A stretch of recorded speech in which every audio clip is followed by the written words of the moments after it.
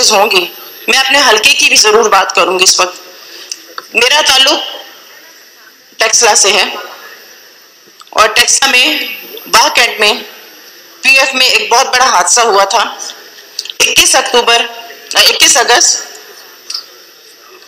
2008 में, जिनमें पीएफ के 21 एम्प्लॉयज शहीद हुए थे।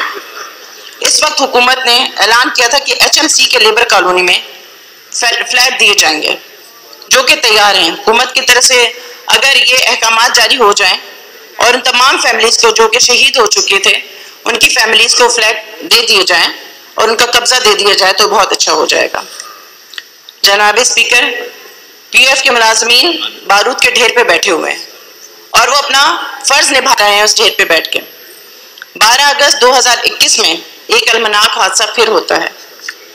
पीएफ के फैक्ट्री में वक़ूअ पजीर हुआ, जिसमें पीएफ के मुलाजमीन 5 मजदूर शहीद हुए।